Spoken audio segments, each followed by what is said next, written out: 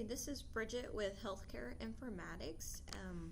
I am wanting to augment our monthly newsletter with a short video to kind of go into a little bit further detail and just kind of be another way to reach nurses as another way to communicate. And so just to kind of start with our newsletter, I have a test patient here. When I go to open their chart, just to point out the importance of this message, planned order set notifications, it's imperative that you check to see what orders are planned on your patients. So we hop over to our orders window. We can see patient placement status order in a planned state. That is imperative. We get that initiated as soon as possible. So we'll go ahead and initiate that saved, those planned orders. And if we go to initiate, we will see that we have to insert T in that field, and in that one you'll get the current date and time without having to do any transcription. That way we have accurate observation charges starting as soon as that patient's on the floor.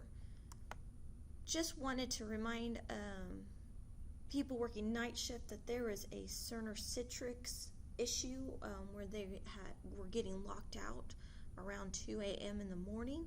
There was a fix for that put in recently, so please be on the lookout to see if that issue is better. If you're still continuing to see issues, please call the help desk for immediate assistance.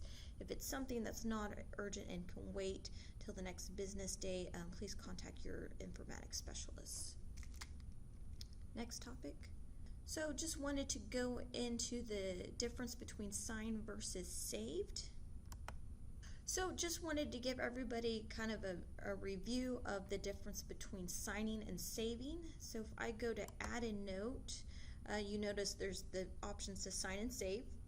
If you just save a note, this note here is, this one was just saved. It is not part of the medical record until you sign it, and it does say preliminary report on it and is only viewable to you, versus this note here, if I open that one, that it does say final report, and so that one was signed. You do have the options on to modify either one. You can add an addendum to the signed notes if you need to add something or continue the note. On our options where we just saved it, if I go to modify on that saved note, when you sign it, it will change it from a preliminary note. So now I have a final report on my note that was just saved. So remember to sign. Just a quick note on the blood administration power plan, just that it was changed to a 250 ml bag from the 1000 mLs. So that should be a little bit clearer. That's what we want, was the 250 bag. The next topic, IV stop times via infusion documentation. So the IV stop times are needed for billing, to capture for reimbursement for encounter types for observation, outpatient, in bed, and recurring. So we must get those IV stop times on those encounters.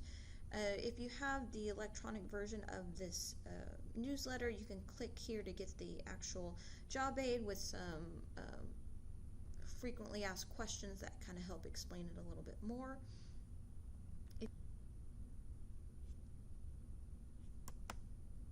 So just to demo real quick on what the infusion documentation task is, if you look at this hydromorphone, there's an infusion documentation.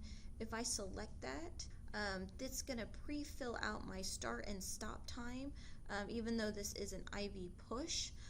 So then I just need to sign it. PCT Skills Day, the job aid that we went over during the PCT Skills Day is here. You can click that and follow that link if you'd like to review that. Just kind of a reminder, if you do the care, you should document it.